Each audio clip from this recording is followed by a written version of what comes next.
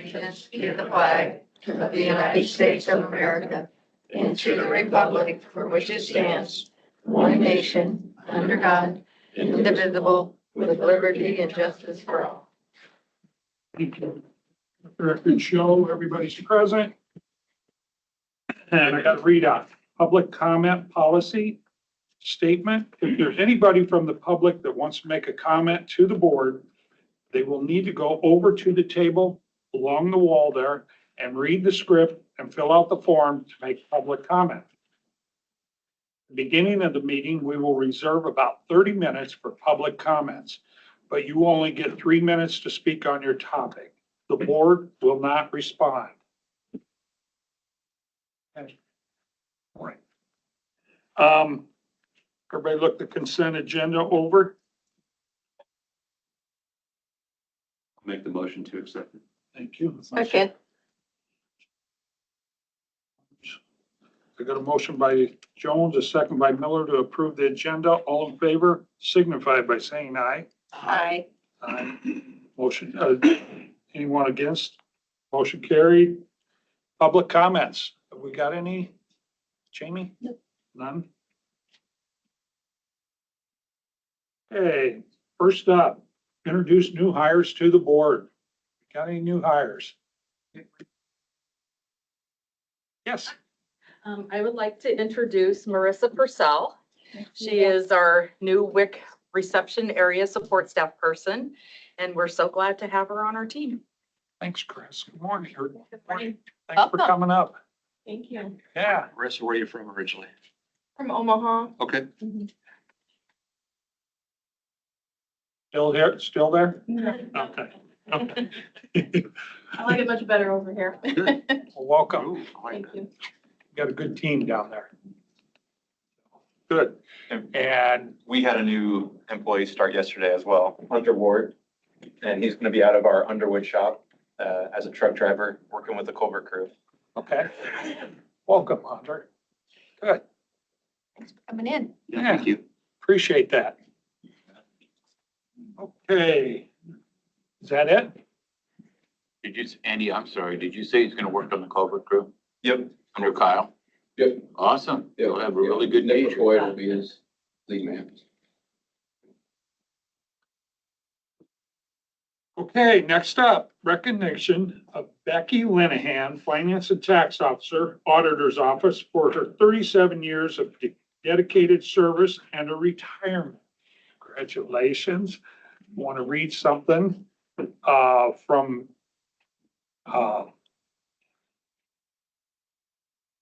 Mary Ann.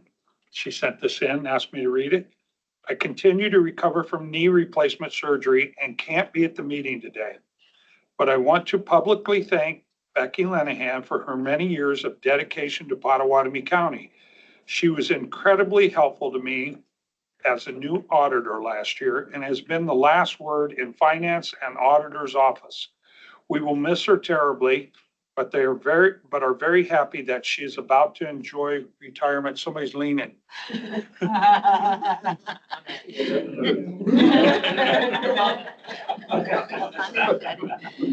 We will miss her terribly, but are very happy that she is about to enjoy retirement. I'm honored that the county treasurer, Lee Voss, will help recognize Becky today.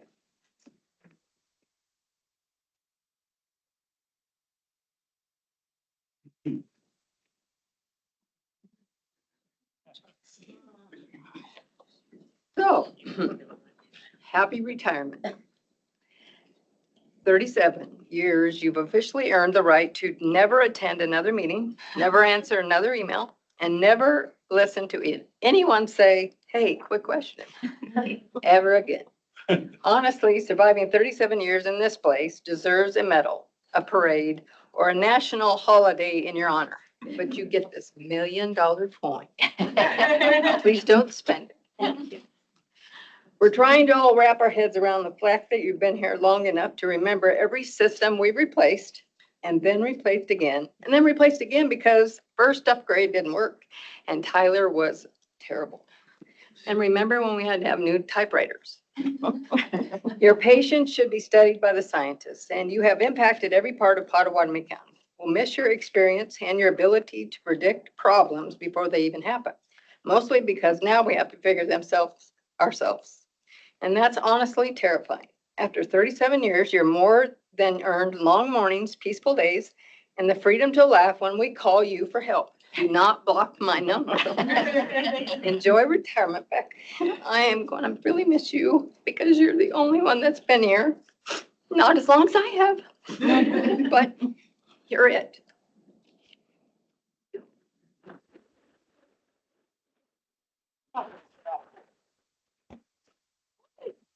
Did you get a picture?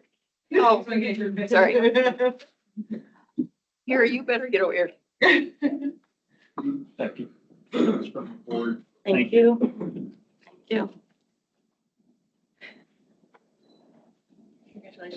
Thank you.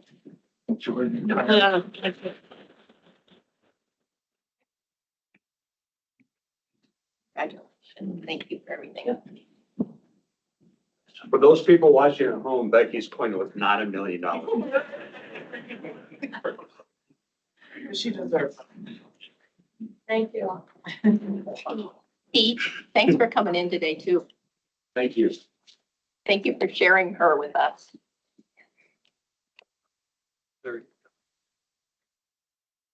All right, next up, employee recognition presentation of 2026 second quarter employee winners. Okay. Here's what we got. We're excited to announce our 2026 quarter two employee recognition winners. The county recognition program is based on 5 pillars that define how we engage with citizens and with each other. Those pillars are service and accountability, ethics and integrity, job knowledge and skill, professionalism, self-management. We have members of the committee responsible for this program here today. Would you like to share anything additional before we introduce the winners? Yeah, I think Jamie and I both had a couple things to add. I just wanted to acknowledge how many wonderful nominations we had this past quarter. We were very thankful to have a really tough job selecting the winners for Q2. We had 16 nominations, and those nominations were spread across 12 departments. So it was really wonderful to see such a wide range of recognition submitted for our employees. And so I know for me, it was really great to see so many different departments recognized and so many different employees recognized. And we really appreciate the employees who are helping select the winners for this year, which is the annual winners from 2025.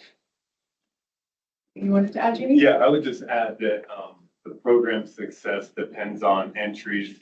If you see someone doing good work, put their nomination in, they get to see that. Everybody knows that feels good. There is a lot of good work happening around the county every day. Whether that's a citizen that notices it or someone from the inside that notices it. Do the right thing and recognize your peers if you see them doing something good. I would also add, so the what should be committee and the ROI committee have merged into make a single new committee, which this employee recognition will still be a subset of it. But we have titled that committee the Forge Committee. Kind of in the Find Your Fire theme, future organizational readiness, growth, and excellence. So the mission of those two committees has been merged into one streamlined effort. You'll hear more about that going forward, but I just wanted to mention that the employee recognition will still live in that group and continue going forward. So that's it.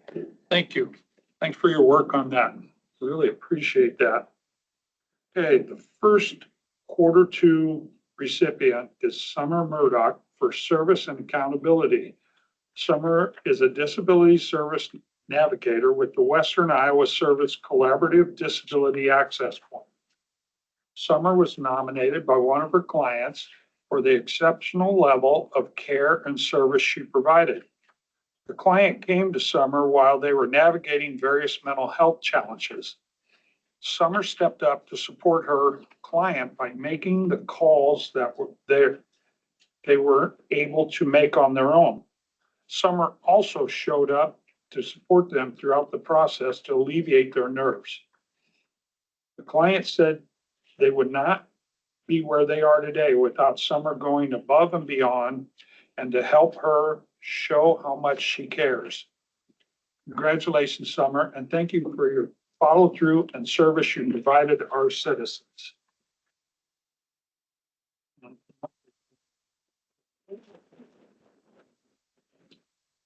Yes. What do I do? Thanks, Summer. Thanks for doing what you do. You. Thank you.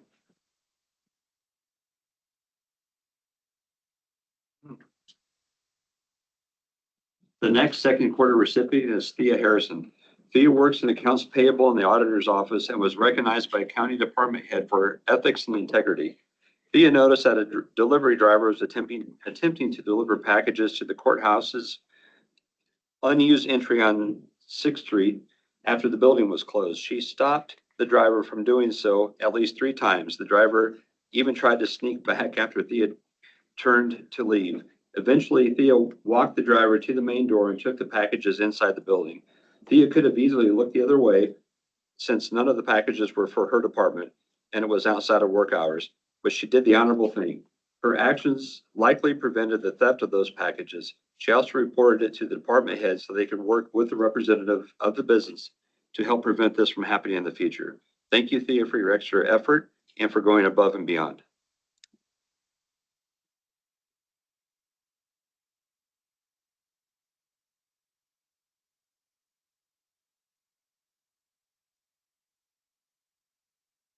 Thank you, ma'am.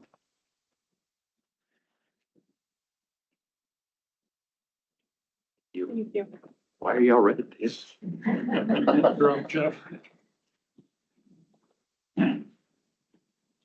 Okay, our next recipient for job knowledge and skill is Todd Butterball. Pronouncing that right, okay. Todd is a software systems administrator in the IT department and was recognized by the county employee from a different department for his collaboration and partnership. Todd has been an excellent resource for locating information within Tyler University for training purposes on learning the system.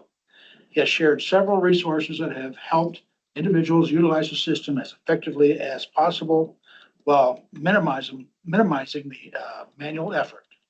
Thank you, Todd, for being willing to lend a helping hand and cross-train individuals outside your department. I also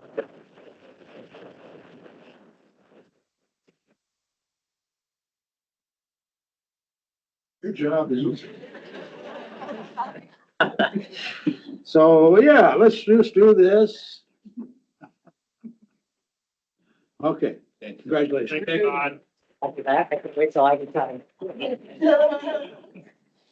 I'll give you, I'll give. You're up, Tim. Got it.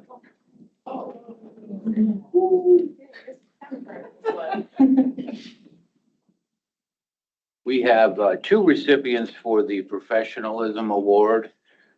First one is for Pam Colstrip. Pam is away today. Can't say why, but she's okay. Our second is Paula Good.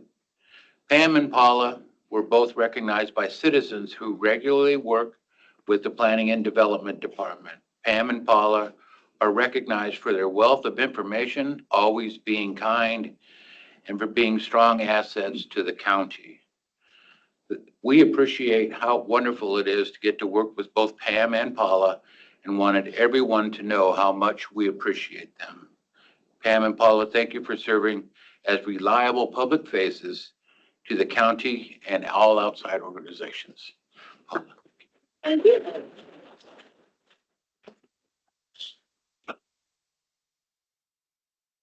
Thanks, Tim. You're welcome. Our final Q2 recipient today is Owen Catlett for self-management. Owen is a real estate specialist in the auditor's office.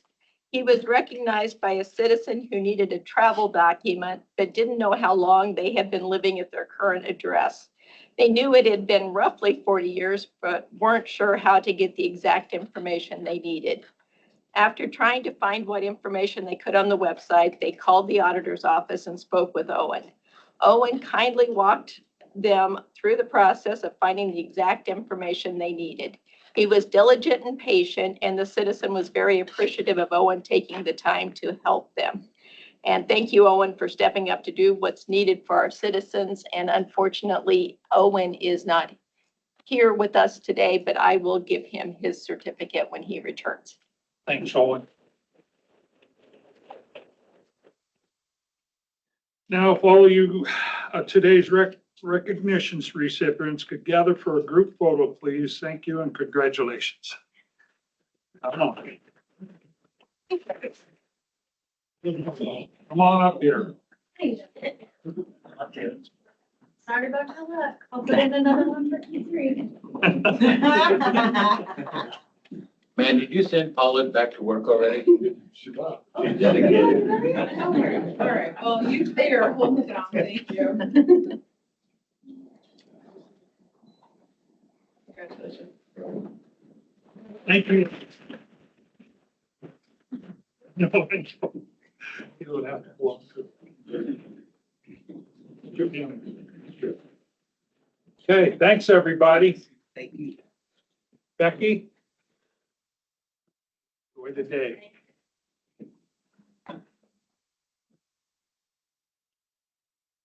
Okay, next up, Matt Wyant, Director of Planning and Development. Discussion under decision to approve and authorize board to sign resolution number 55, 2026 to set a date for public hearing at which proposed to approve second amended development agreement with J.J. HP LLC, including annual appropriation of tax increment payments. Okay, Matt. So we're working on the changes to the development agreement with the Heartland Legacy Ridge subdivision. And today what we're looking at is to set the hearing date for that, for the public hearing date at which we would approve that development agreement. You all should have a copy of the draft development agreement. What date are you looking for? September 8th. Right. What was it you were saying, Matt, about we should have a copy of the development agreement? Yes, it would have been in with the packet. Do you have the draft copy of the Yep. development agreement? I didn't see it in, was it in our packet? I looked at the resolution. Oh, you're right. I haven't seen it yet. Okay, I'll send it up. It's right buried in afterwards. my email or. Yeah, we received it on late Friday with the proposed changes in there, and that was what the board had talked about. Originally, it kind of triggered the whole process, which was extending out their timeline to 15 years and increasing the total rate of it to up to $5 million. And that was to cover the cost of curb, gutter, and storm sewer in the subdivision. How many lots is that in? Is it 81, 88?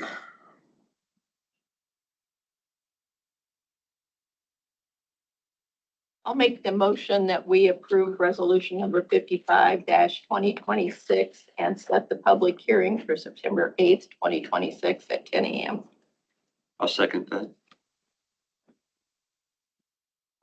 Motion by Miller, a second by Jones to approve September 8th as the date and to approve resolution 55, 2026. We do a roll call, please. Chairman Shay, Aye. Supervisor Wickman, Aye. Supervisor Miller, Aye. Supervisor Jones, Aye. Supervisor Jorgensen. Aye. Matt, when, developers agreement. When are we, is that finalized yet? We have the draft version came back late Friday. How, I think it's up to a $5 million payback, right? Correct. But a lot of things have changed since we started this. That, the TIF when we originally started this, required some LMI money to be set aside. 46%, That's not there anymore, right? correct. Okay. So if that's not there, that would allow the developer to pay the TIF off quicker, right? Theoretically, yes. So do we need to stick with the 15-year TIF, or can we go back to 10? We originally were at 10, and then when we made the curb and gutter change, and that cost change, we moved it to a 15-year TIF. Still looking at LMI money. Now there is no LMI money required for this. Can we change that back to 10, make it a 10-year TIF? You could, I would want to talk to the developers to make sure that everybody's in agreement on it. I mean, they're the ones that requested the 15-year extension just based on the curb and gutter. But there is that, they realize that yes, the LMI funding, there's no longer a mechanism for the counties to even collect LMI. So you have 100% of the county side of the TIF there. And so it'll increase those payments back to them. Okay, now they cannot go over what they've spent, correct? The TIF cannot go a dime over what they spent on their project. You can only go up to, they have to submit the exact bills and payments to us. So you have to, the invoices and the proof of payments, and it can only go up to that $5 million. We cannot go over $5 million. So really, without the LMI, that would trigger down to 9 or 10 years, would it not? The payments will be quicker. There's going to be larger payments going back to the developer. Have we had the opportunity to amortize this TIF? This was probably 2021, the last time I saw an amortization on this TIF. I know it was Mark Hanwright and Becky Belt worked it out, and it was based on the premises of 8 homes being built in that subdivision per year. Obviously, there's been a lot of things that have changed since that point in time, and I'm hoping I can maybe sit down with Stevie and see if we can come up with something on that. So we have the public hearing set for the 8th. Would that give you enough time to amortize, visit with Stevie, talk with Mark, Mark and John? I mean, the name of the game is to try to get this thing paid off as fast as possible. And if we can do it in 10, and that increases the payment to the developer because of what they built, gets it on the tax rolls quicker. If we amortize a $5 million note, let's just say costs $5 million, over 15 years, your annual payment will be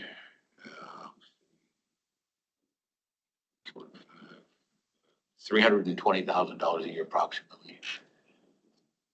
So if the taxes generated off of the properties that they already have built generate more than that, where does those dollars go? With the way the development agreement is written right now, those dollars go to the developer to pay off the TIF. Okay.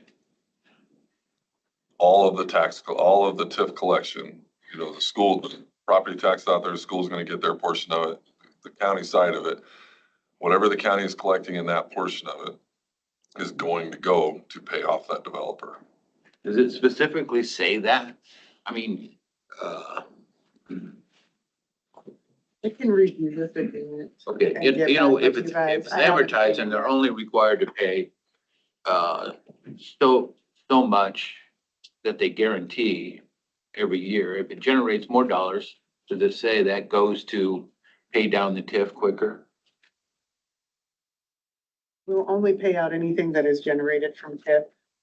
And that will likely, based on what I know of the agreement right now, we'll probably request 100% of the TIF to capture as much as we can.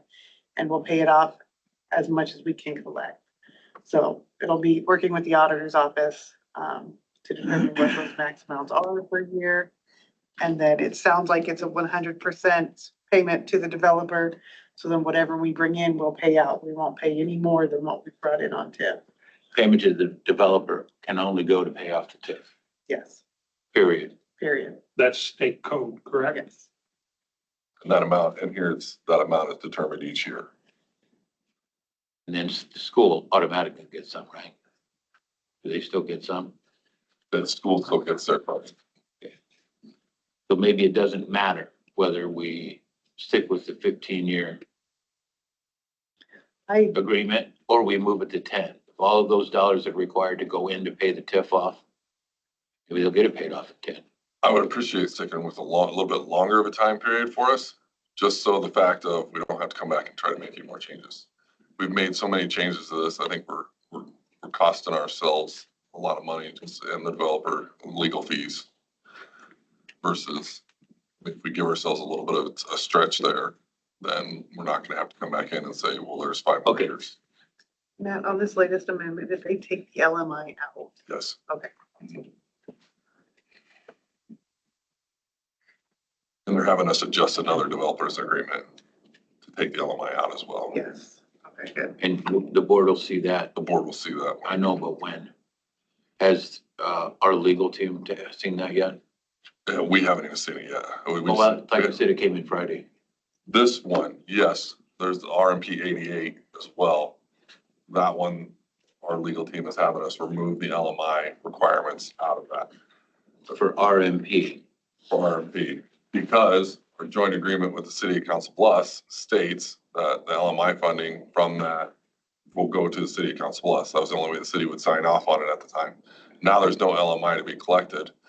And we have this agreement with the city of Council Bluffs, so we have to get those adjusted, so that way we're not out of any contractual obligations with one another.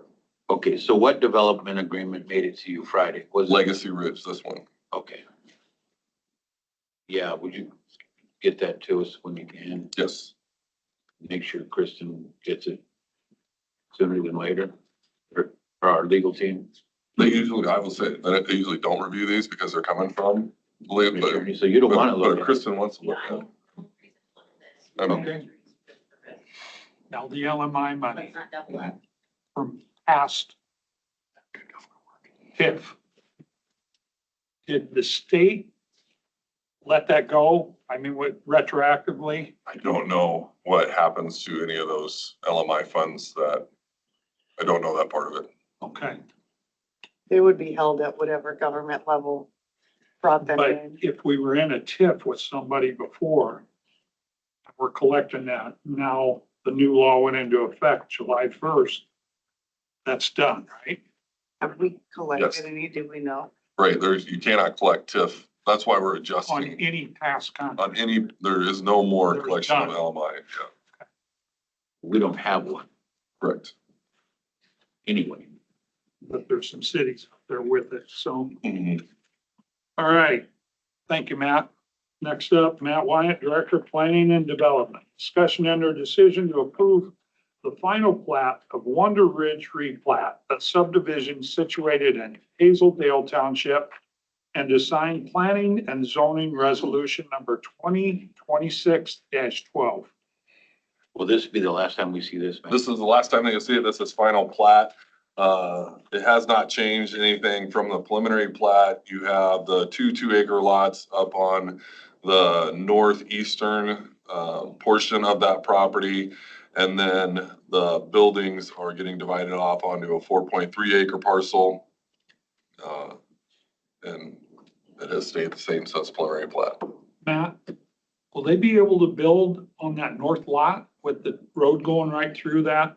They will. We did have them consult with an engineer and some surveyors to make sure that a house was going to fit on there. And that question was proposed to them as well in the planning commission, because you have that little triangular shaped piece that sits on the northeast side of L34 that is attached to this, giving it its 2 acres. But What do they do with that?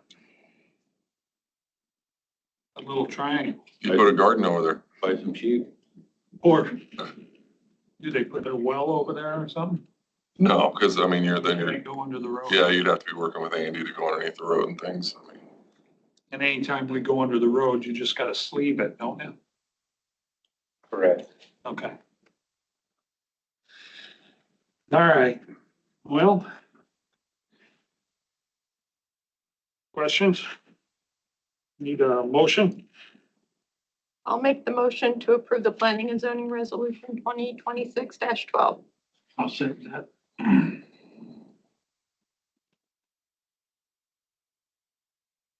A motion by Miller, a second by Jorgensen to approve resolution number 2026-12. Will you do a roll call, please? Chairman Jay. Aye. Supervisor Miller. Aye. Supervisor Jorgensen. Aye. Supervisor Wickman. Aye. Supervisor Young. Aye. thank you, everybody. Thanks, Matt. Appreciate it. Making sure Jeanette puts me in front of you.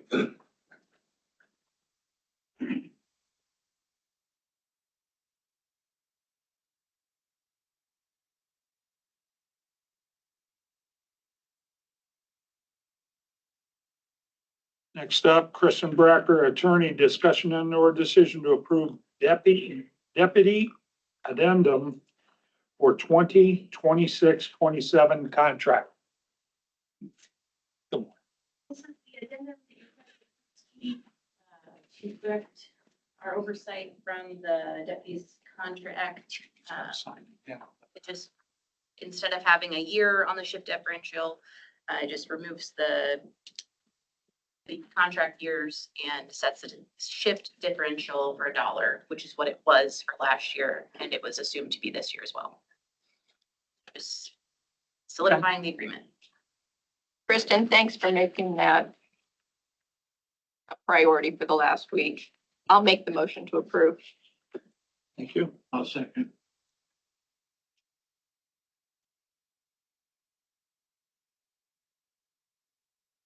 A motion by Miller, a second by Jorgensen to approve the deputy addendum for 26-27 contract.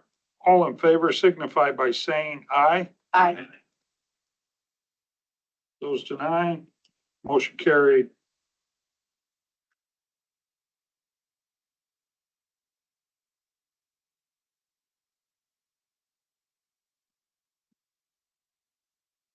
You see that second one up back? There's that. We all got assigned. Next up, it says Sheriff Andy Brown, but Steve Winchell is in his place. Discussion under decision pertaining to the command staff pay. Did you get this? I think I skipped, you were sitting in here. Yes, I do not have it. No. For each, you just were sitting here when I walked in and set them down. Oh, thank you. That's helpful. Yeah, so that we went through this yesterday to try to figure out what the gaps would be. As, appreciate you guys hearing us out on this. As Keith brought up, I think last week about supervisor pay. Seems like it always comes up every year.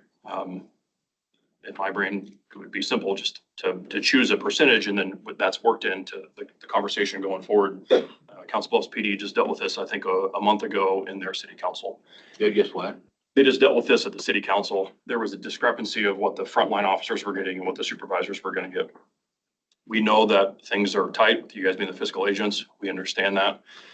So what Sheriff Brown is asking for is, so on the sheet that I just gave you is what we have today after the contract is now done. From corporal to sergeant, we are at 2.95% pay gap. It's very close. thank you. As the mayor pointed out last week at the city council meeting, last month, state of Iowa's average is 5 to 7%. Typically in public service for fire departments, law enforcement agencies, we're at 2.95 on our sergeants. But because of the complexity of giving supervisors different raises than our frontline officers, we've always looked at the concern of compression, which is what we have on that top line. But what you'll see below it is our sergeant to lieutenant was 9.69. So there was a pretty healthy gap between that rank. So what we're asking is not the entire command staff supervisory. what we're asking is if, because we know things are tight, just sergeants this year. So if you look at this the Excel lines below, if the sergeants get the 3% to match what our deputies got, you'll see deputy to corporal is a 5.27. Corporal to sergeant would go to 6.04 from 2.95 today. Sergeant lieutenant would remain at 6.5. Lieutenant to captain would remain at 6.48. So lieutenants and captains are not going to get this, but what we're asking is for the sergeants and not the entire command staff. We understand that things are difficult, so we're trying to meet you guys halfway.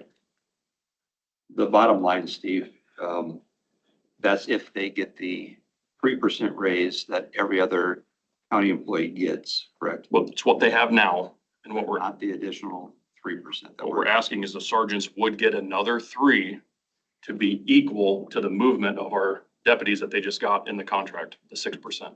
Quick question, when the guys were, whatever year this was, took the test to be a lieutenant or a sergeant or even a captain, they knew that was the approximate spread between the two grades, 6%. They would know the dollar amount. When I tested, and probably most of our lieutenants and sergeants probably didn't ask what the percentage is. They just knew that they probably knew what their dollar amount was. And historically, it's been that 5-ish%.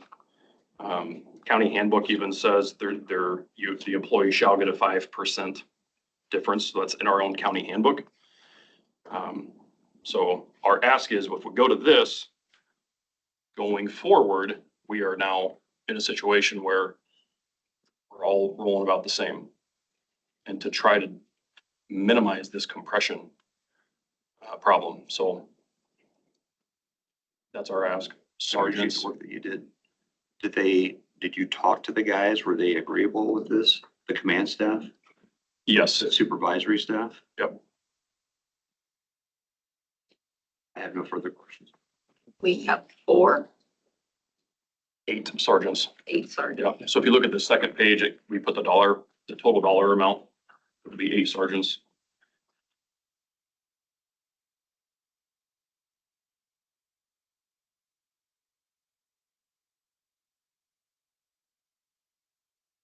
Any other discussion? Where are you gonna find the money? I mean, where are you gonna find the money, Steve? This year's budget's already set. I think we have that covered. We're just gonna have to figure it out in our budget this year for this 25,000. I think that conversation we have this fall, preparing for our 27, 28.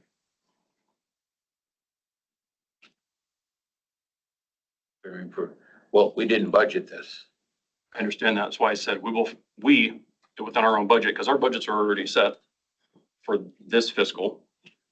So when we start talking about our next fiscal, I'm not coming in to ask to reduce or defund any of our line items right now. We're just going to figure this out for our 25,000 this year. That discussion, if we're going to look at reducing line items in the future, I think we had that discussion here September, October, November as we prepare for next budget. Well, we can't overspend this year's budget. I'm aware. We gave money back last year, so we'll just figure it out this year. When I had looked at what they had budgeted last year, they did give back quite a bit, and I'm assuming that the same budgetary practices were followed.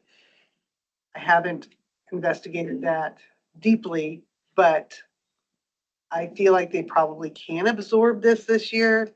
25. For this current year.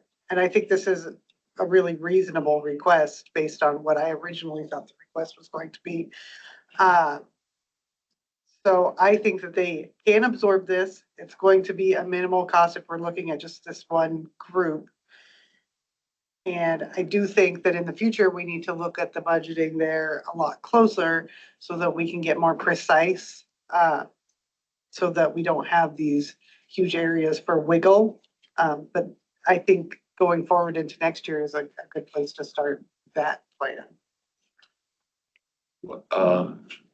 The arbitration ruling, where are we gonna come up with that money? Arbitration from the Again, that one, I had sent that analysis, so that was the original one I sent the analysis on and said that it looks like they can absorb it this year. Okay, well, I don't agree with that. You haven't seen your numbers either. 06. Have you seen this?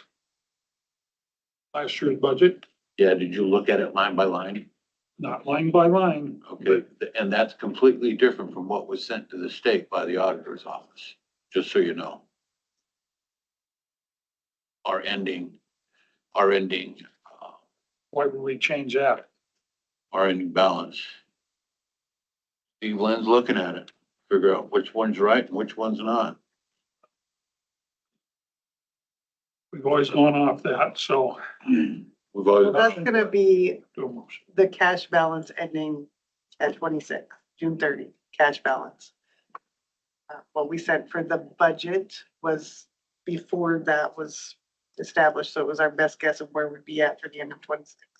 Okay, I think this is an important matter, and I appreciate the sheriff and Stevie looking through the budget and making this work. I will make a motion to, I'm not sure how to work this, but give the sheriff's supervisors, specifically the sergeants, this raise. okay.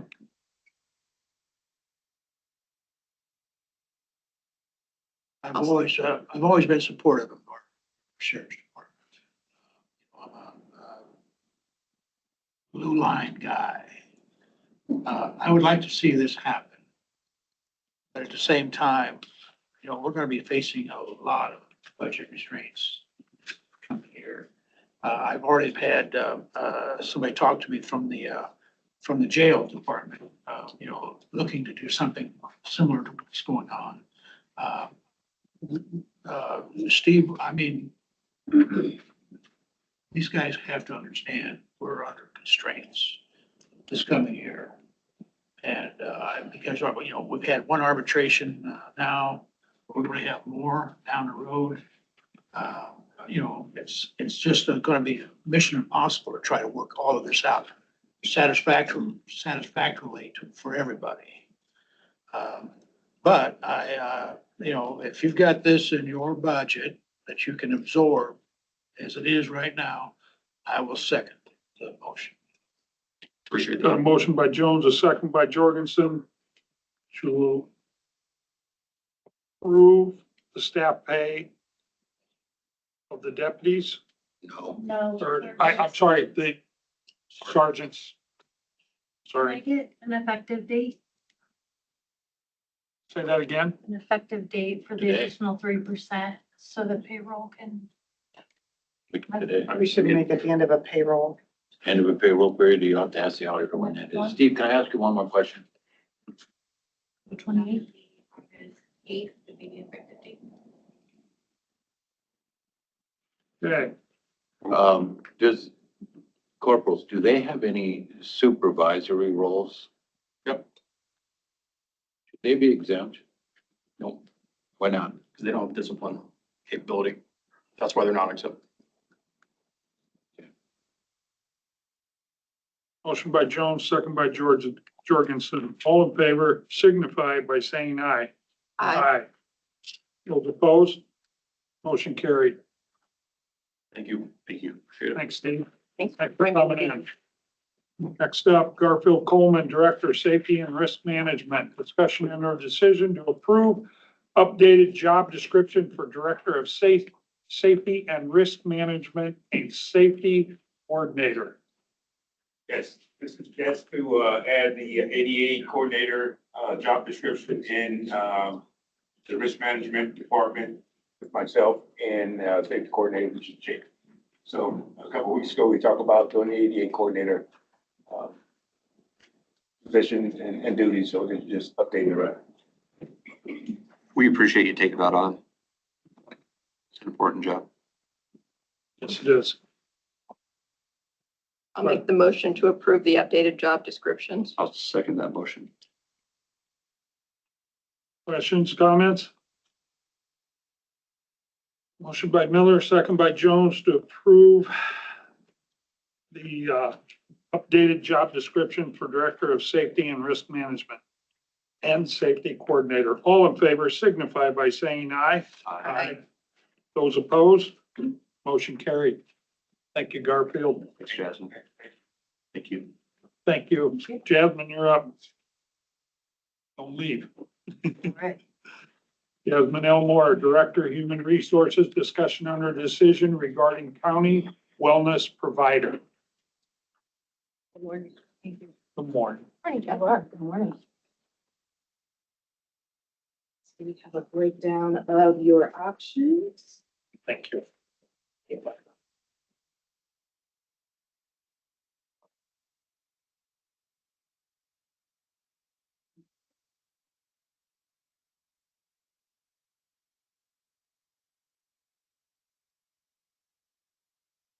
All right. Since our last update, the group has gotten together with their discussions for the 3 finalists that you see before you. We had intended to bring 2 to you. However, we had one that was a clear distinction with the group that they had chosen, and then the other 2 were right in line with each other. So we thought it would be best to bring all 3 to you for you to review. There's some clear distinctions between the 3. So you're seeing, you should see Wellwright. That is the one that offers a very strong customizable, like a wide variety within their platform.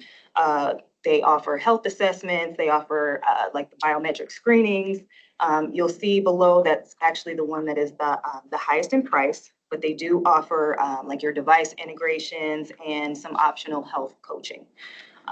WigSpark is actually built from the Wellwright platform.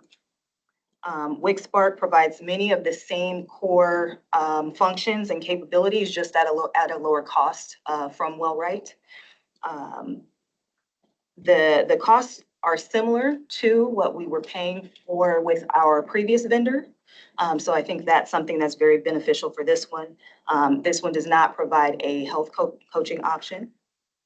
The other one is Vitality. That stood out really because of its employee engagement model. They all offer some of the similar same core functions. And then in addition to the traditional wellness activities, there's some tiered activity and achievement levels where you can receive rewards specifically from their platform that they pay for. So it could be, you know, gift cards of $5 to $10, or it can be extra points to earn towards actually obtaining your incentive. So the group together consider the ease of use, employee engagement, the administrative requirements, the costs, the health coaching, and the incentive options. And so today, we would like for you all to make your decision on the 3. I'm going to ask the individuals who are here within the group if they have other things to add. But before they do that, I just want to acknowledge the individuals who are in the group and thank them for their time and effort. I've expressed this to them as well, and we know that, you know, everybody has all of their other work to do. So in addition to adding this to their plate, this was a big undertaking, and and I didn't take it lightly. So we have on the group Sean Blummel, Mary Elledge, Jamie Behrens, Kelly Fisher, Kate Gerber, Rakayla Champlin, and Stephen Martin. So I want to thank you all for your time and your effort in helping to select these groups. For those of you who are here, if you want to provide any extra or additional information to the supervisors, that would be helpful in making their decision. You can do so now. Speak right up. Do you want to speak first? Kelly, you're up. Whoever would like to go. So I think Kelly and I are in full agreement on choosing Spark. It's very comparable to our Choosing who? with Wait, Spark. Spark. Very comparable to our previous wellness provider as far as the platform and cost overall. The reason I've chose that one is I met with Kate and kind of just talked about the engagement that she's seeing in the wellness committee. And at the lowest, we're having 3 to 5% of our county employees participate. And at the highest, anywhere from 15 to 20%. The other 2 providers that you guys have there, they are very active, engaging platforms, but we just don't have a current turnout that I feel like it's necessary to go with one of those options. A lot of county employees have made the statement that they want to be able to go in, do their biometrics screening, get their $30 off for their health insurance and call it what it is. I think if the wellness committee can see a bigger turnout and participation, then maybe we can look at it, down the road. But I think right now WIC Spark is the best option for the county. And we can change this, what, on the fiscal year? No, 3-year, it's a 3-year Your commitment. commitment. Okay, Can we, but it goes to the fiscal year, July 1st of that 3 years. It's probably gonna be a calendar year. Okay, It'll probably change to a calendar year. okay. Mhm. Can I ask a question about cost before we hear more? Mhm. On the admin charges, there's two of them that are $2.85 PEPM or $1.35 PPPM. What are those acronyms? So the PEPM is the per employee per month, Okay, and then what was the other one? I'm sorry. PPP per PPPM. participant. Yes, and that one, yes, that one is, sorry, per participant per month. And that one is going to include, like your spouses and dependents. So my considerations, like as a finance person, obviously I looked at the prices first. And Spark is the cheapest one, and I was really leaning that way. But I do think that per participant per month, even though it's only $1.35, for me, that's a little bit concerning. What it means is that if I went home and I said, hey, all of my 50 friends and family, obviously more than I have. Let's scale it down to 10 friends and family. You guys can also get on this. And I'm not sure exactly how limited that is. I can't remember. Some of them were like, you can give it to everybody. Some of the other ones where it can just be dependents. So I don't remember specifically that. So that one, my concern going into this was where are the hidden charges? That one has a potential for some hidden charges. I was concerned about the health coaching in that one, but that one doesn't have the health coaching. We found out later. The other benefit for Spark is admin time. You guys don't, it doesn't seem like you have to do much in there. That one's gonna run itself for the most part. However, the county has to fund any benefits that we decide come from this. So they have 4 challenges a year. And if we say, yep, you have this challenge, and if you get through this challenge, you get a t-shirt. We decide what the benefit is going to be, but any benefit that comes out of it is at our own cost. So that was really where I leaned to at the beginning, but then my impression is that we're really trying to ramp up employee engagement regarding this wellness program. And when I looked at it from that viewpoint, Vitality is really my favorite one, because even though they have the $4.25 per employee per month, to me, that means there's not as many hidden fees within that base price. Because do the dependents also get to be included on that one charge? I don't like the health coaching $220 up front. I'm hoping we can turn that off. Not required. Yeah, because that one I was like, oh, I don't want that to just start happening. But it sounds like it's an option we can shut off and turn on if we decide that's something we want. The other huge thing for Vitality is I think it's going to be the most engaging for the employees because of their program where you can earn points and get gift cards through them, like $5 to $10 gift cards funded by Vitality through our subscription. And I think from an employee standpoint, that's really rewarding. If you can get $5 off Amazon, $10 from Target, things like that, that might be something that's really going to get them engaged in the program. Need more engagement, that's for sure. Low percentages are not helpful. We do have low percentages, and so those numbers that Jamie mentioned, that's based on the current, so like our step challenges, that's one of our most engaged with programs that we do. Our weight loss challenge, some of our mental health awareness programming, things like that. I think no matter what platform we go with, there's a higher likelihood for integration than what we had with Locked-In. I don't think that Locked-In presented a lot of options for us to integrate wellness committee programming into the platform. So I think even whether it's WIC, Spark, or anything else, we'll be able to do more integration, and I think that will lead to higher engagement.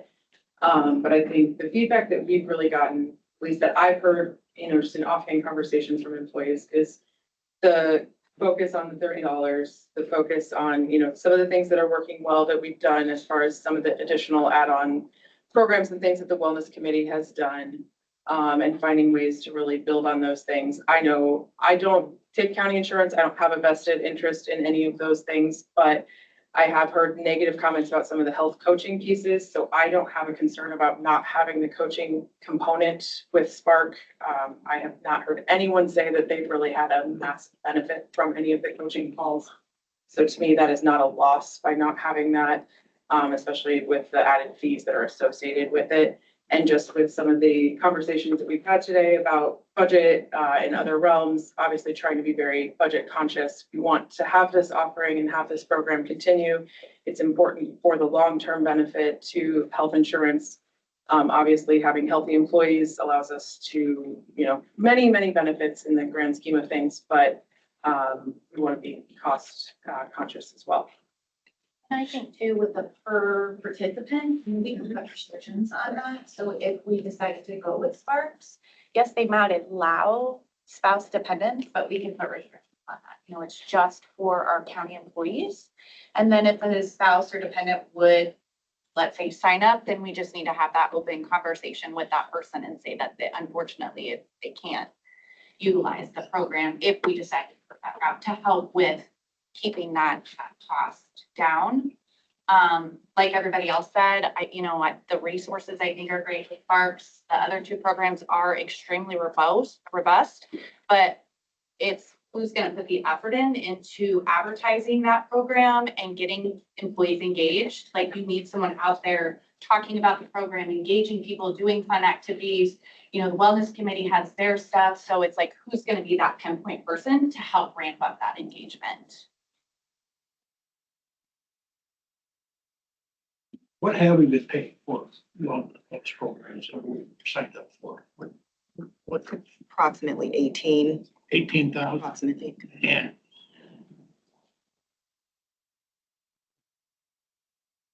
That saves how much per month? $30. $30.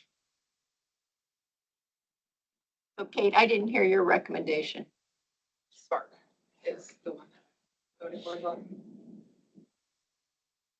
But,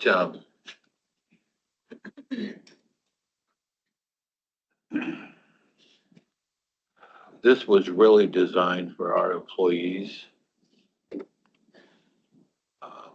I think a person could see the benefit of a spouse. But what if to qualify for the $30 a month discount off or payback or whatever you want to call it, you have to meet or exceed, 4 of 6 benchmark. okay, 4 of 6 benchmark. Right. what if the spouse doesn't? Then do that employee not get the $30 off? As it works currently? Is that what we're asking? Yeah. Yeah. So that's where that health coaching comes in. So if they choose to engage in that health coaching, then yeah, they could still meet the requirement. But there isn't a health coaching with WIC Spark, so you wouldn't have that option. We would have to figure out a way to see if employees and or their spouses would be able to obtain their incentive another way or not. So Well, that would it's, be from configuring it. Sparks help us with that and give us Absolutely. Ideas if they don't have the coaching, Absolutely. like what would be their recommendation? Absolutely, they can. I just, by adding a spouse, it costs us more money. I thought this was per employee per month. Except for WIC Spark. WIC-SPARK is per participant per month. So, Okay. yeah, the other two are That per would be employee. per- WIC, okay, or the Spark. Yeah, yeah. And you see, even if you don't add spouses at this time, I think it would be something that's beneficial for the future, because if you're on our health plan, your spouses are also using the health plan. We want to make sure we're keeping those costs low. So we want to make sure that people are going to the doctor and getting their biometric. We want to make sure that they know where their levels are. We want to make sure that they have a well-rounded approach to their wellness overall. So it's not something you have to do So- right now, but it's a consideration for the future. Saying that, I think Vitality is probably as if you double the $1.35, so 270 versus 4.25. Jamie, can I ask you one more question, please? Would it be hard to get Vitality and Spark to come in and give us a demo? We have a recorded demo We of both do? of them already, yeah.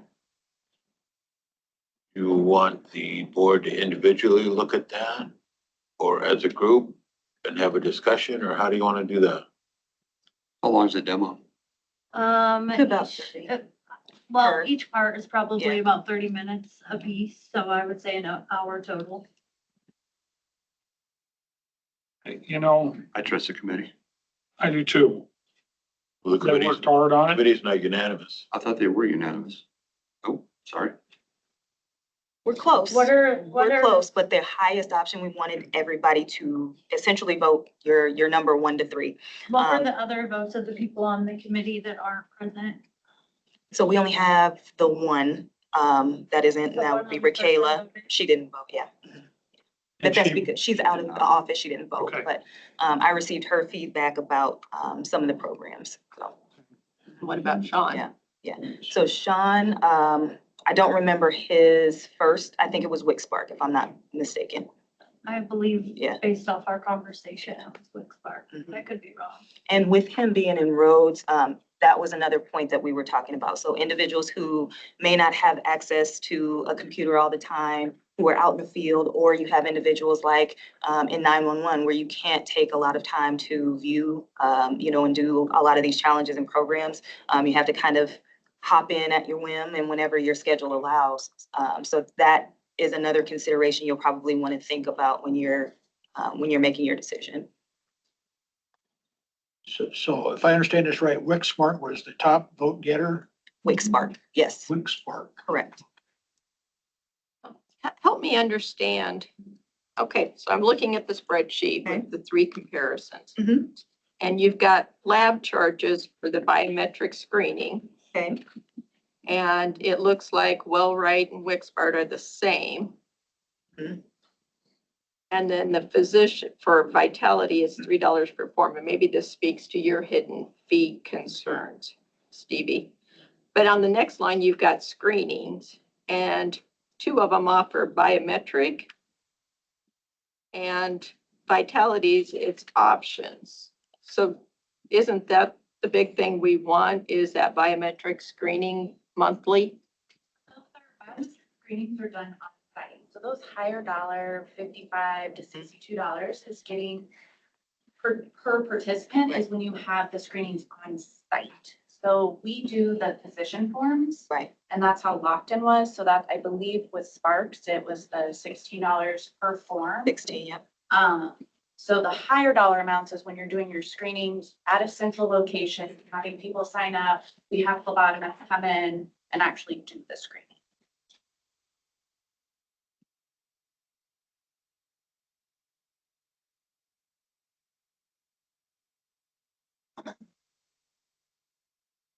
Okay, then the $220 for the annual upfront per participant for coaching.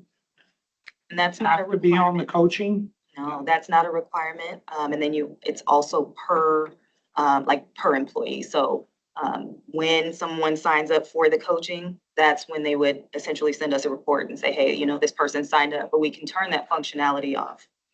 Did It's you not ever required. get a percentage of people that take the coaching? Some of the coaching the coaching that wasn't necessarily something you signed up for with our prior vendor. It was if you didn't meet those, the criteria, the 4 out of 6, to obtain your incentive, then you had to do the coaching visits, the nurse visits, in order to be eligible for that incentive. These don't require that, so we can build it however we would like.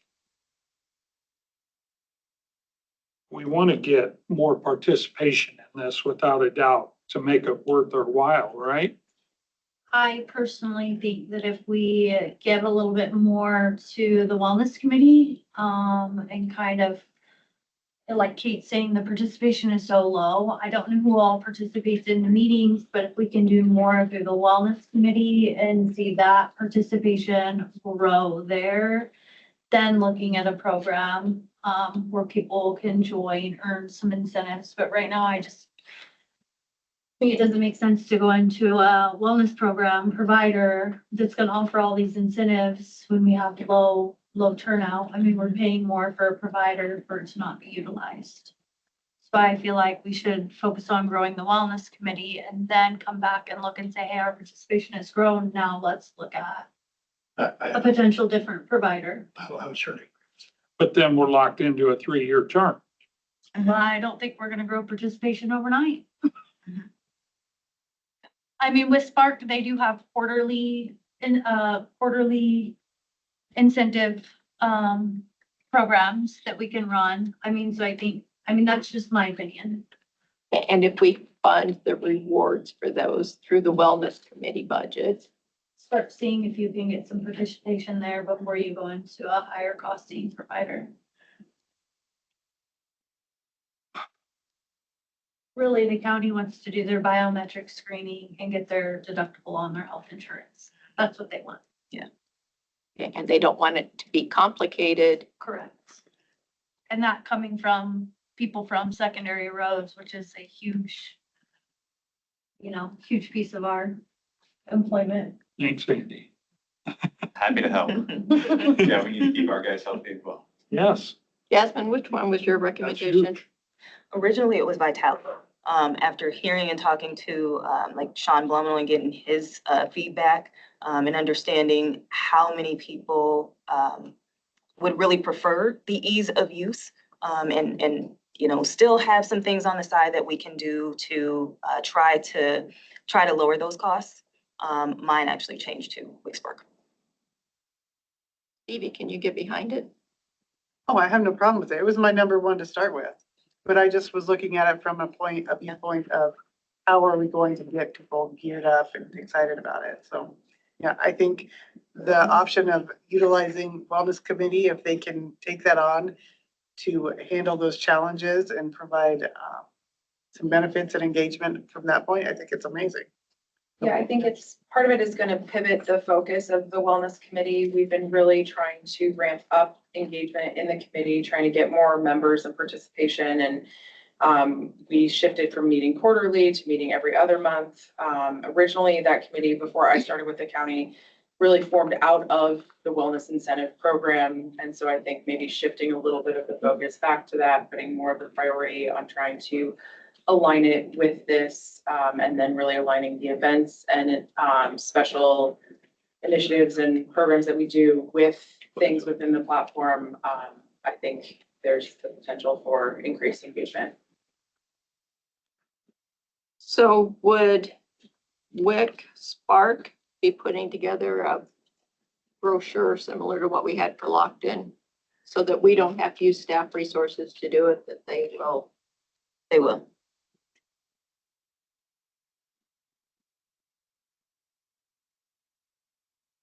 Well, I think it's important that we get something in place. And the only thing I would ask the board to consider, starting with a new firm, is that we open this up for employees only to start with. Not spouses, that kind of thing. See how it goes. We're gonna be locked in for 3 years. But we can change that at any time. Is that right? Yeah. The participation, yeah, I think we just don't let people know at new hire that their spouse can join, and we just start with employees only. And then we realize it's not that big of a burden, we can open that up. We just don't advertise it. What, do we have a current count of, we have some family members doing it now, right? Correct. And how many are they? Do we know that? I don't know the split, I just know the total, approximate You total. you have that information? Jamie, do you? How about you, I- Kelly? No, we don't have access to the program, and that's one thing that I would ask. Kelly has to run and do some reports with that the auditor's office also get access to the portal, just so that she can do her piece with benefits and not have to wait for reports.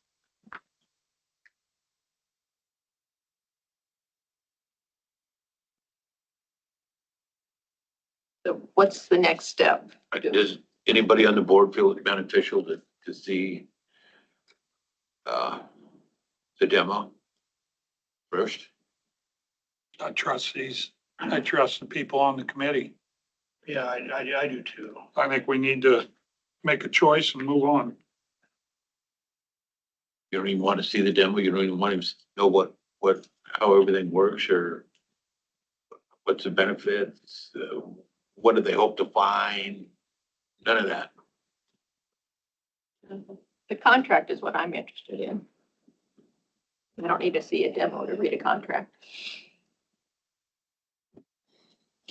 What's the board want to do?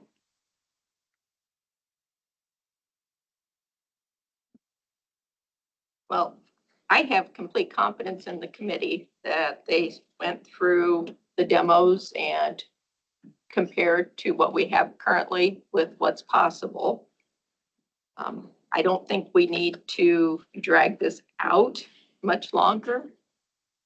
But I do know that it's a new vendor and it brings with it a new contract, and that will take our county attorney's office a little bit of time to review. I don't know if we can make a motion to approve moving forward with Sparks contingent upon contract negotiations. What is, did they offer any information on how are they gonna, how they're going to provide the, plan and how employees earn their incentive? When are they going to provide that information to the employees?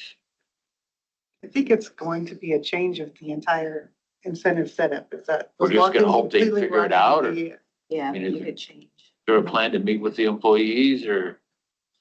Then probably work with Sparks and put something together to be able to advertise and have different sessions and webinars and things to be able to promote to our employees. I don't think that will be a problem at all. It's after you all decide, so we can go in that direction once you have decided I'm which not one you'll up here to choose. second guess what you folks have been doing, so I'm gonna take, your recommendation. Thank you. Is that a motion? Maybe. What is that motion, Jeff? Motion that we approve Wick Spark as our company to deal with on Wellness programs.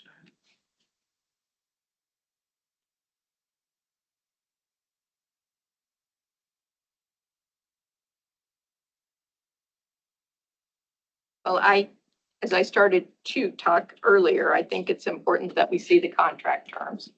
So we can move forward with Wix Park, but we've got to review the contract terms, and I'd like to see the program guide that they would propose for us. But I know that they won't do that until we approve You want me to 100%. amend my motion that to include this, we'll wait for the contract so we can review it. I would be willing to do something along those lines. Or do you want to table? Is that what you're saying? No, I don't want to table it. I think we need to move forward. And And I agree that WIC Spark is the program we need to proceed with. But I just don't want us to go 150 miles in one direction and find out that, oh, well, there's something in the contract that stalls us out. Pending approval of contract. Contract review. Do you want to amend your motion? Yeah. I'll second the amended motion. Okay.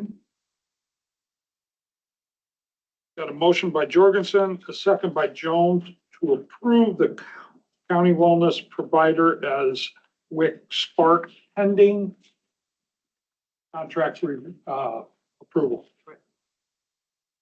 All in favor signify by saying aye.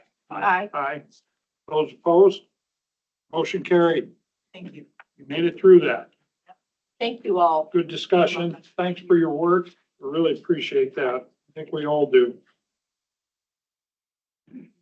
Okay, Jeff? Committee appointments. Let's see.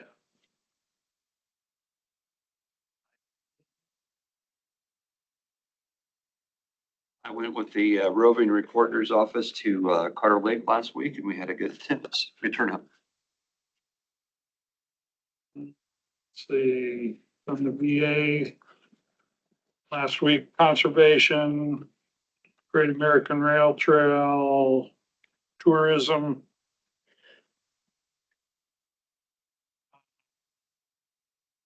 Went to Becky's retirement party. And that's it right now. I attended a Orion interlocal agreement contract discussion. The what should be and the ROI committee, the energy in the room when we got all of those people together was really exciting, and coming up with the name Forge, I mean, it makes great sense and there's just a lot of energy behind it.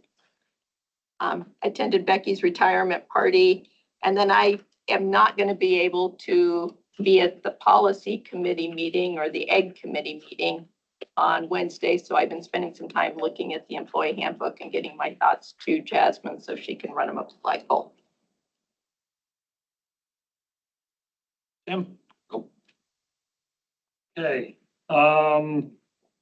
next up, study session, Kate Gerber, Director of Public Relations, discussion on state of the county address. Thanks, Kate.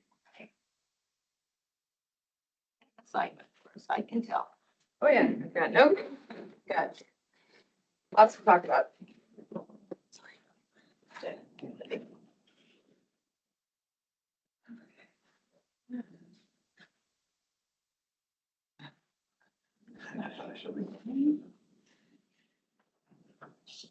Thank you.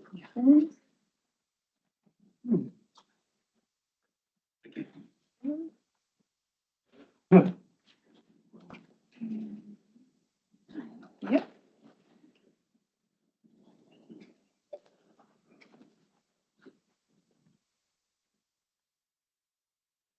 Okay, so as you all know, the Chamber of Commerce for Council Bluffs hosts a State of the City for Council Bluffs and a State of the County for Potawatomi County event within a couple weeks of each other in the month of September. Every year, our event is on Monday, September 14th this year. And we're trying to be strategic, plan ahead, and make sure that what we're presenting and communicating is valuable and going to be useful for the attendees in the room and helpful for things that the chamber wants to communicate and just what they know for the people who have been attending their events and things that they're hearing at the different events that they've been hosting, and for what we know we want to help communicate. Things we know are that we don't necessarily want to replicate types of events that we've done in the past. We don't want this to be a rinse and repeat of our town halls. We don't want to trot out all of our department heads. Feedback we've gotten from the chamber is that we don't want it to present information that citizens can readily find in other places. So if it is just bullet point presentation of this is what every department at the county does, and they could find that on the county website. That's not what we want to do. So today, the reason why we wanted to have this study session, I appreciate Keith giving the suggestion of reaching out to the departments. I heard back from approximately half of the departments with some of their top priorities, which is what helped shape the notes that I handed out to all of you. I aligned that with some of the themes that I had shared with what I had heard from Chris with the chamber and what I had kind of envisioned for how we keep things high level and kind of bigger picture without going really nitty gritty and into this is the specific bridge that, you know, Secondary Roads is working on versus this is why Secondary Roads is focusing on certain bridges over others, or this is why we're focusing on bridges instead of something else, and how that relates to other things as well. So I don't want us to focus on trying to necessarily create a slide presentation out of this study session. I want us to really make sure that you all feel aligned with these themes. And then from there, we can work on who wants to be the presenter for the various, or presenters for the various information. And then we have, you know, a month, a little under a month to get all of it nailed together.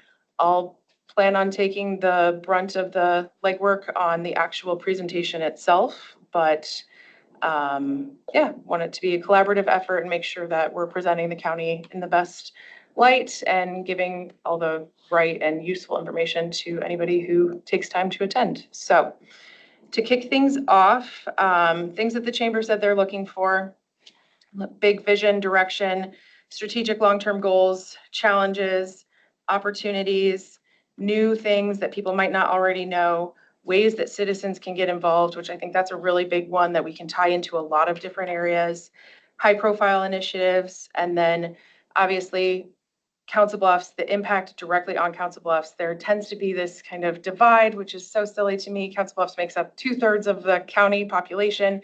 City Hall, courthouse, we literally sit across the street from each other, trying to have less of a us versus them mentality.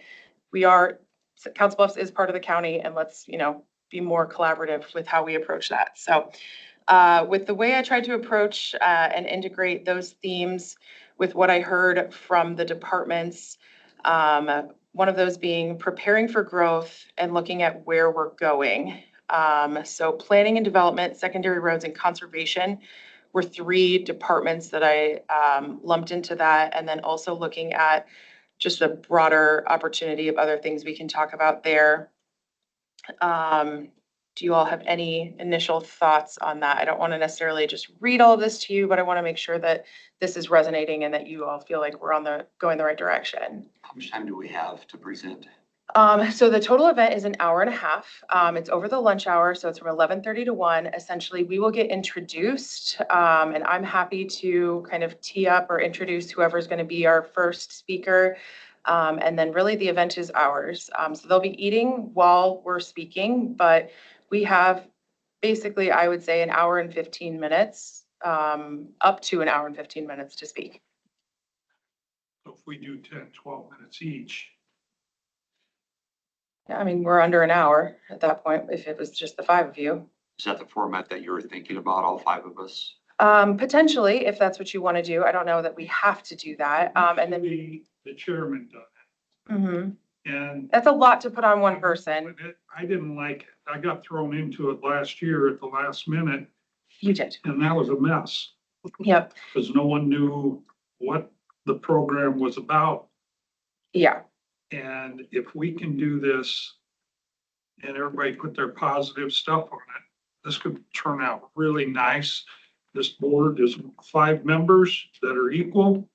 And I think that's so important to present all 5 of us. Absolutely. And then, Turnout last year, I'm sorry, I didn't cut you off. oh, no, it's fine. And I actually don't know the exact turnout. I think Chris said maybe it was 50 to 60 people, maybe right around there. I was not able to attend because they set the event date and I already had plans to be out of town. And we can do questions at the end, or? Were there questions at the end? A few? We do. Okay. So yeah, if we, like I said, if we ballpark for that 110 to 115, that at least allows a little bit of time for questions at the end. Stevie and I had also talked about potentially having her as one of the presenters as well, just because there's so much going on in the realm of finance and just making sure that we have a lot of transparency there. Certainly, that's up to all of you, but I think that that could fit well into some of these topics. I didn't hear the first part. You're saying have her speak to it? Mm-hmm. Okay. I'm okay with that. So any thoughts, I guess, on that first theme? I would like to read through this a little, This- but I think this- we're on board. This amounts to a lot more than an hour and a half, say, Mm, but, I think if we approach it, like, I don't want us to read off of a screen, I guess, for one. And the way I'm envisioning the slideshow is not putting all of the words on the screen. And I guess that's part of the other preparation piece of it as well, is I would like to be able to help visually tell this story. So, you know, when we're talking about secondary roads, identifying transportation corridors and pavement projects and different things like that. Like, I want to help put up some of the photos from different projects that they're working on and have that be more of the engaging story versus just here's a white slide with a bunch of text on it, because I just don't think that that really tells anybody anything. Certainly, you're welcome to have your notes up there and whatever you all would need as the speaker for any given section, but I just don't think that that tells anybody anything. so we could invite a speaker, or we know it's, no, it'll be us. okay, be the board. That's the plan unless any of you are extremely not comfortable with it. I think it's the board. We want to present, you know, all of us, all of you as, you know, representatives of the county. And You it's know- not a political speech. Yes, thank you. I did not include that on here, but I will hammer that message down everyone's throats. For anybody who is speaking, whether you're running for elected office this fall or not, this is not a campaign event in any way, shape, or form. Whether you're running for Board of Supervisors or something else, this is not about any one individual. This is about the county as a whole. And so you are representing the county when you are up there, not yourself individually. So thank you for that reminder, Susan. I attended the city of Council Bluffs with the former mayor doing his city of the, or state of the city. And I really liked that. That was, he showed what was going on, where the future was. Yeah, and I thought there were some really strong Project. visual elements in that as well. And so that's why I really want to lean into that, because Okay. I think we can help show our story and not just write it out for people. I think that's just a more engaging way to present the information, certainly. Kate? Thanks for putting this together. Let's do another one of these and discuss more, and we'll gel up, okay? Okay. I think that's real important for each of us to get what we think is right for us. That sound good? Yeah, do you guys want to ask any other questions right now while we're together, or just take time to digest it and then put it back on for next week? Yeah, I'd like to. Okay. You always make us think. That's good. So think about the format, like, do you want them each on one section or?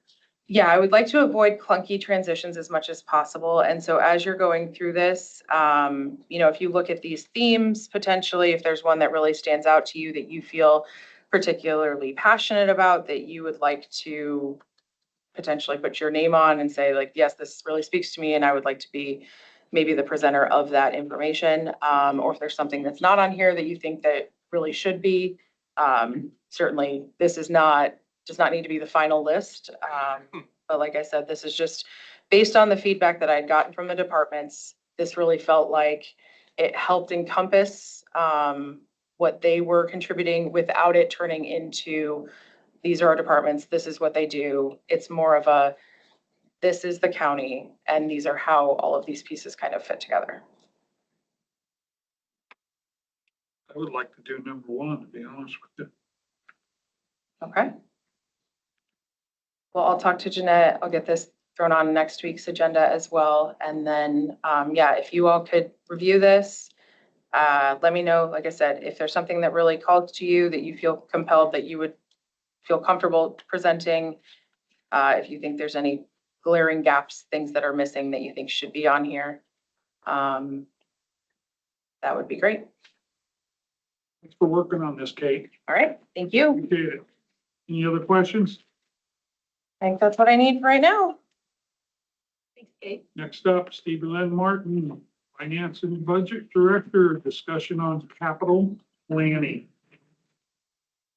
He is back, follow. Hopefully you guys got a chance to look at all the stuff I sent you late last night. Here is the promised packets. What'd you call it? Promised packet. Okay. Oh, I'm so sorry.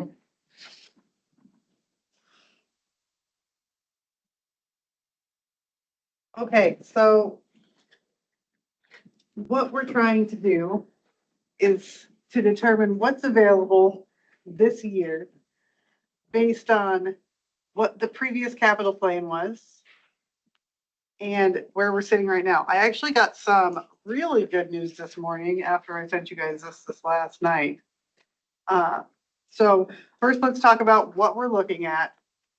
This first spreadsheet is really just our tool to identify where the money's going to come from and what we have to spend on. So Mitch had identified these 5 different funds that you see listed down the left-hand side. And he had some projections or suggestions for how much he wanted or thought that we could spend from within there. What I've done is broken down the projects that we know we have right now. And then the only thing that I'm aware of that's new for this year that wasn't on the previous plan is the IT VMware. So that is tacked on there as well. Now, The what? the IT virtual ware. Okay, okay. Davis project. Yeah. So you could see we have some funds available in Fund 1520 which is our capital projects fund. Those came from funding from the general fund. Was a big chunk of that was 10.2 million came from the general fund last year. And then we also had the bond issuance that all was paid towards the Motorola contract. So this 2.4 million you see there is yet to be paid on that contract. And then we had budgeted in $1 million overage for other things that might happen related to that large project. We also have the bike trail and the voting machines coming out of ARPA. The voting machines being paid for from a mix of ARPA funds, the interest off of the ARPA funds, and from the supplemental budget. I did let you guys know we're going to be $7,000 short in ARPA funds this year. Hopefully, when we get the allocation at the end of the year, I can pay that back to the supplemental. So we'll see what kind of remaining interest fees we collect during the year. And they all have to be spent by the end of this year. The interest we're hoping to get spent, well, the interest, not so much restricted, but the ARPA funds will be spent by the end of this year, yes.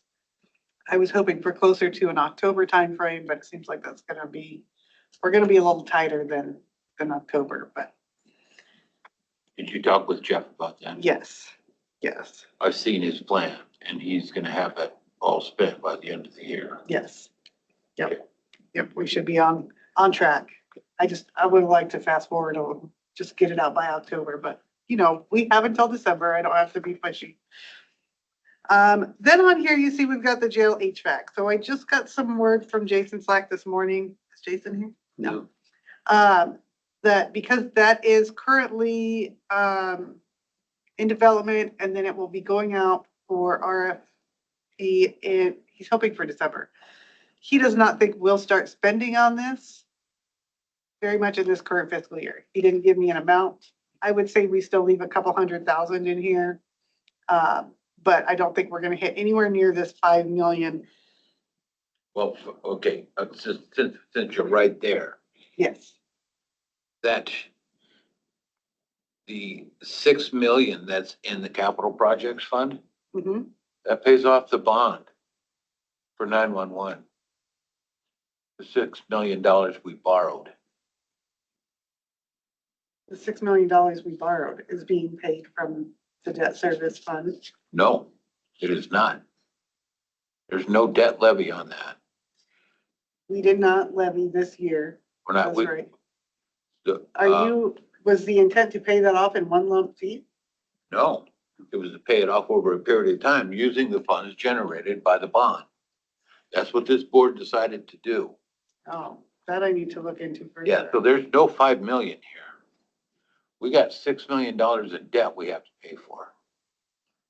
We didn't levy for it. So that, and that's exactly where those proceeds from that bond went, was in that line Well, the item. bond right? proceeds went towards the Motorola contract and they're all spent. Yes, they're not all spent. Don't we have, we spent 13 million of it, right? Is that about right? We've already spent, yes. We've already spent 13. So we still owe 3. You guys remember back when we did this bond, right? That we were, We did not bond or. and those funds that we got from the bond were gonna be used to pay the bond off. So there's no money there for a jail project. None.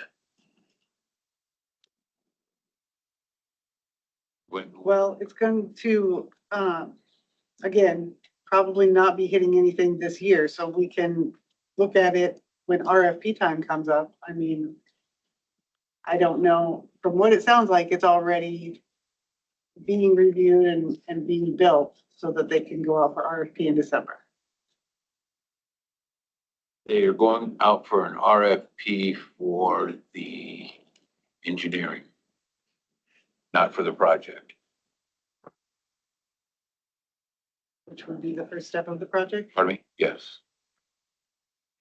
But the capital projects fund, every penny in that is spoken for, maybe and then some.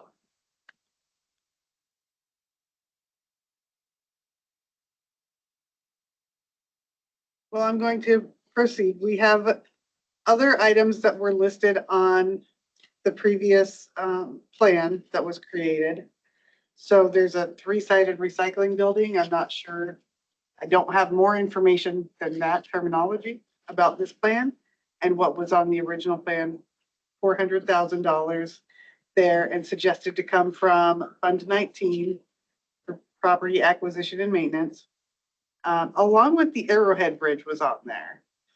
I haven't heard anything about these projects being in the process of starting.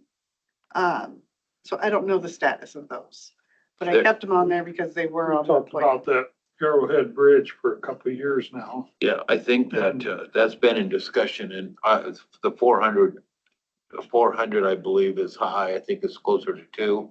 Okay. And the roads team, Matt White, those guys built the abutments for the previous 2 bridges. I believe that's right. And then, so all we really paid for was the bridge Mm-hmm. and the crane work.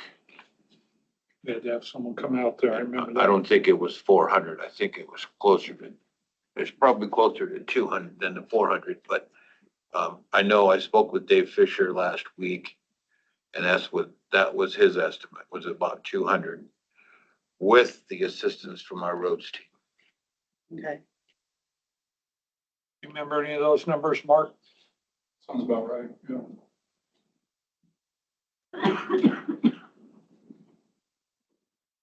Okay, so what I also, the very last line there is our transfers. So this is for, how do we plan to fund our capital projects?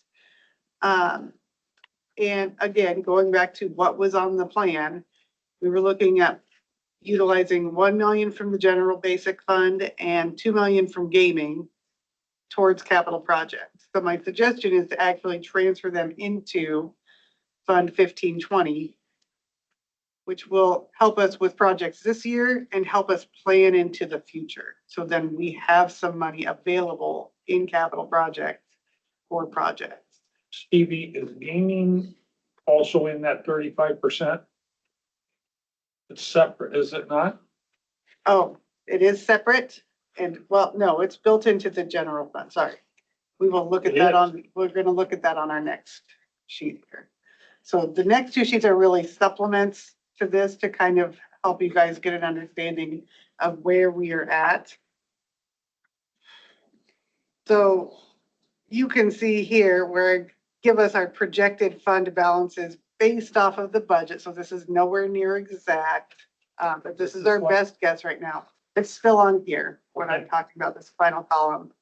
Is if we follow this plan, where will we sit? Well, we know 1520 is wrong because that 5 million isn't going to be coming out of there. So, Steve Lynn, yes, sir. since you're on that, those, on the general basic, what was our ending fund balance in July 1 of 2026? So our beginning fund balance on this sheet is going to be the ending fund balance from June 30th. Okay, it is. Yes. The 20 million. Okay. Did you figure out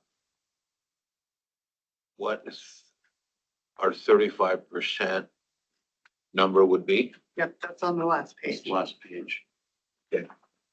So this next page really gives an overview of the general fund. Which of our funds go into what is our budgeted general fund? And then it also, that's color coded for you guys. Does it look very colorful? Yeah, the most colorful one. Okay.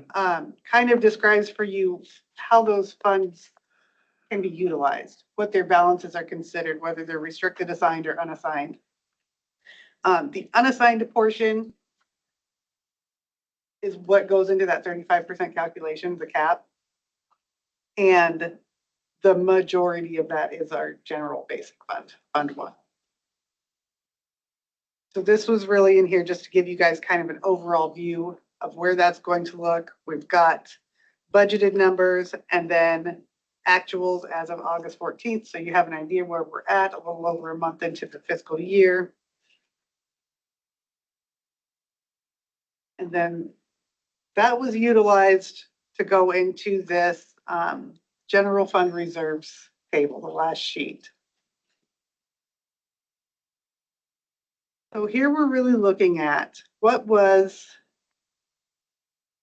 our general fund budget for the current fiscal year. What did we put out there? Now, when we look at the 35% cap, the specific amount of expenditures that we look at is before transfers. So I gave you guys the second line there is the budgeted expenditures prior to transfers. So that's the 74.9 million.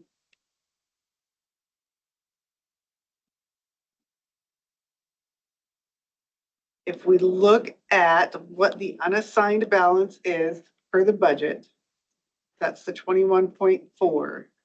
That's what we have budgeted right now. That puts us at 28.6. So we're already underneath that 35%. If we're looking at our current situation, based on current fund balance, we're even lower. Obviously, that's not going to stick. I wouldn't put a lot of credence on that. That's just to help, again, look at the picture we're in right now. So then this goes into your question, Tim, that you've been asking for. What does the 20%, 25%, 30, and 35% look like? So to get us to those target percentages, this very final column here shows how much we would need to spend or save within our general fund 0001 to get to those percentages. Right.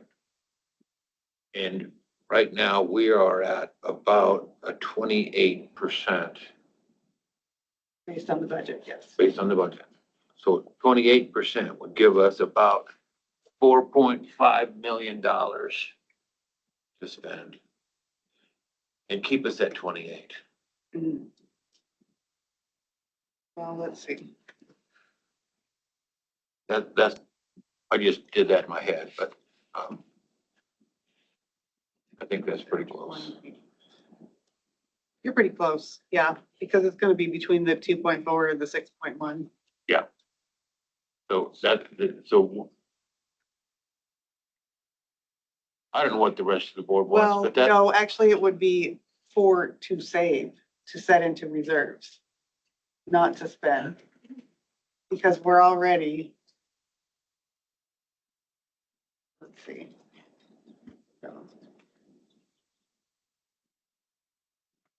well, I see what you're saying. Or 20. Yeah, because I'm looking at the current, to utilize that, I'm looking at the current. Position.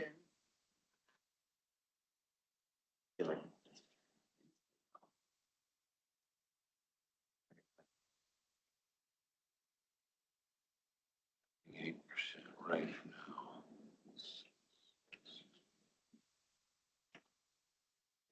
That would be right. Yeah, I think you're right. Yeah, that would be So right. this- About 4 million, Yes. 4.5 million. So to look at that 35% cap that we talked about last time, I'm not at this point super concerned about it. I don't think we're going to be in the danger zone there. I did look a little bit more specifically at SF 2472 and the terminology about what happens if you hit that 35%. It says if the government entity's budget does not comply with the requirements, the Department of Management shall not certify the government entity's taxes back to the county auditor, and the government entity shall remedy the violation and recertify the budget.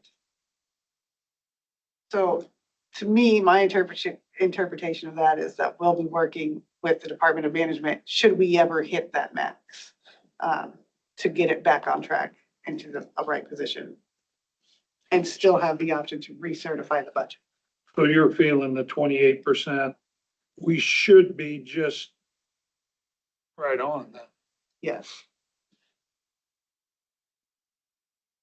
not too much or too little, Right. Right on what, Brian?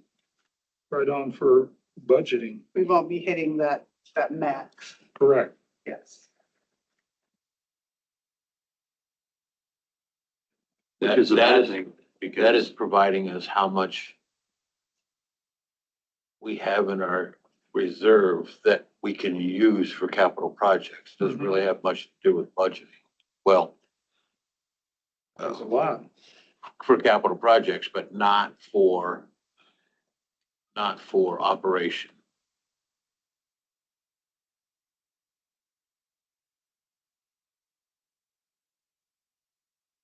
Okay, the 28% is not good, because we all thought we were at 35% or above. Yes. And upon further So review. we're I think substantially we're lower in our reserves than what we thought we were. based on the way they want us to calculate it per this SF 2472. Specifically, those unassigned revenues or unassigned fund balances against expenditures prior to transfers. So, yeah, looking at the specifics did help to look into where we're actually sitting there. well, keep in mind that our general fund balance was reduced to pay for the Motorola project. Yes. So when you take a look at that, and we've spent 13 million already.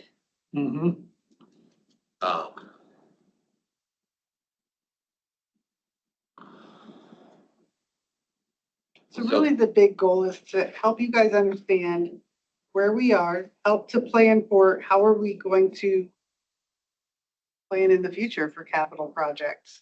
What can we afford to set aside? And what do we do for things that pop up this year that are not in the plan? and try to help us develop a plan for how to avoid that in the future.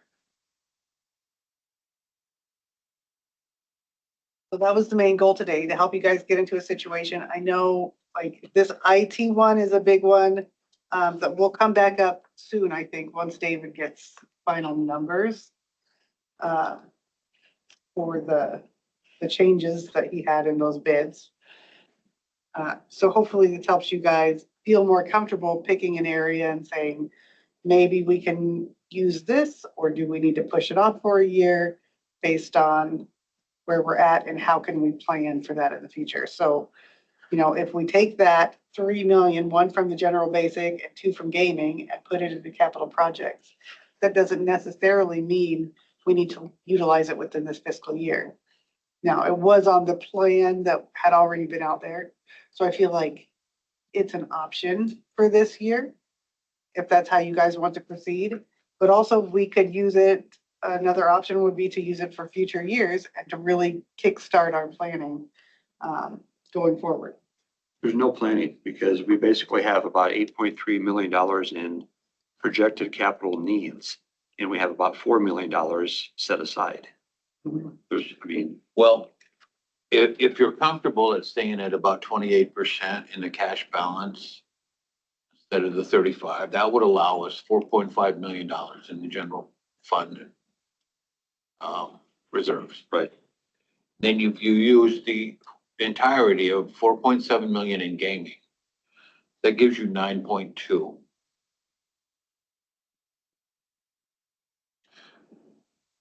It gives you 9.2. We know 8 million over the next 3 years needs to go to the jail, HVAC. 7.7 million was their projected number. By the time the work gets done, it'll be 8 million. So that leaves you 1.2 million to work with. If you're generous enough to give conservation a new bridge before Garfield red tags the one that's out there, you have $1 million. That IT one, Pardon me? the IT project. Well, yeah. We need to do some planning for that because I'm going to guess that Ms. Miller is going to spend that other $1 million on the Motorola project. Yes. And our only hope is that if we were to consider something like that, gaming revenues continue. And you're able to use another quarter. I think they pay us every quarter, I believe. For gaming? Yeah. Yeah. To pay for David's, not for David's, for the counties that they requested us to take a look at that plan. And that takes every penny you got. Okay, here's what you said. We're not gonna be able to get the jail project in this fiscal year. It does not sound like he thinks it's gonna go very far this fiscal year. So we'll Okay, likely so- have some fees for those, whatever it's in development right now. But nowhere near the 5 million that was originally in the plan. Of course, we're just Okay, kicking the so- can down the road. Now, we carry that. Does that put us over the 35%? No, so, and especially if we utilize the capital projects fund, which is outside of your general fund for budgeting, that's going to give us that leeway. That's how we utilize that money and save it for those projects. We Set can it do aside. that. That's not considered. As long as we're on a plan, we have got to have a plan. Okay, Designated funds. all right. We can prove that. We're in fine shape. Where do we go from here? This is just preliminary study. Right? This is But preliminary. David wants, I do want to say that I think that David's plan to start his project this year is favorable based on what he had outlined and trying to even out his budgeting that we have to do year over year, rather than doing one big lump sum every 7 years, but spread it out a little bit. It, I think, leads right into a capital plan and makes it easier. When was Jeff Franco hoping to do his repairs? Like this Repairs year? for, The observation deck? oh, Yes. A lot. I forgot about that. That's, he wants $250,000 for that too, right? Yep, and his, Half, I think. It's more than that. I was told. They were raising funds. I don't know where they're at on that. But they were gonna come to us for, Right, they're gonna come to you for some funds, but I don't think they've raised any funds at all. Gravy said they had. I don't wanna quote for them, but Yeah, I know. They got so many projects. I can't keep track. the very So- first one is gonna be the IT project, which has to get started. And you know, Keith, that's okay. All I really care about is that we have enough money to handle these projects, and we barely do. I mean, we barely do. But if we were to say, you know, let's move forward with that spyware or whatever David wants to call it. That was 300,000, I believe, right in that ballpark. 380. The 8 million that, out of that 9.2 that needs to cover the jail, that's over a 2 or 3 year period. Yes. So you could still anticipate that you're going to get some more gaming revenue. So it can still be part of the plan, and it could be done right now. So could we take some of that 5 million we want to set aside? you have conservation, Take, pardon? you have conservation. Right, and move some of that to conservation, What 5 million? the jail, HVAC. There's no. So final- That's let gonna me be a just- few, that's out of there. No. What do you mean that's out of there? I'm asking, is it, what are you saying? I'm saying take a little of that. Well, it can't come out of the capital projects fund is the only, is what If I'm we saying. took a half out of there, 500,000, Out of the capital projects fund? yes, and used You it got a for, $6 million note to pay, Brian. over how long? We're gonna do it in one lump, We have to make payments every year. and how much are those payments? I don't know, we'd have to get it. I would like to see us do something for that lodge, because it's in dire need. We put the county in debt 6 million. This board needs to make sure that those funds are there to pay that, I get that. not spend it on That- conservation and that hope we get was- it back. I mean, we can only spend a tax dollar once, Brian. So I just want to let you guys know, the next session that I have planned in early September is to go into future years' capital plans. So we don't have a whole picture yet. This is where we're sitting right now. What can we do with what we know right now? And then I'm going to be pulling together those projects that departments are sending to me and putting them on and saying, okay, so what are we budgeting for next year? So we Okay. know what to include. The problem is we need to approve David's plan immediately. He wants to get started right away. Yeah, and that's why I wanted you guys to know where you're sitting right now, so that you could be comfortable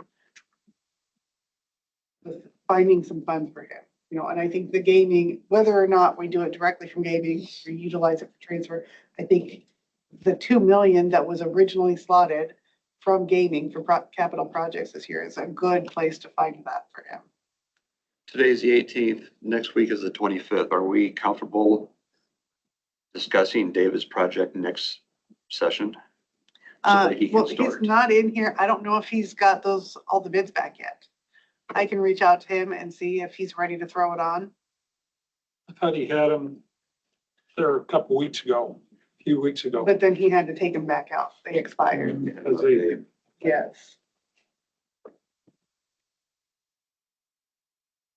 So I will reach out to him and see if he's in a position to bring that back next week.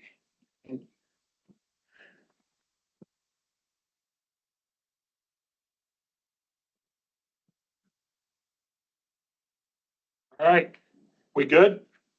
I think we are good. Thank you guys very much. Motion to adjourn. Thank you for taking the time Make to that put all this motion. together. Of course. In a second, I'll second the motion. all in favor? I Aye.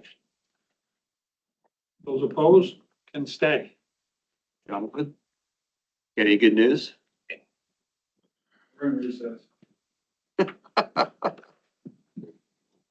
that why we're seeing you?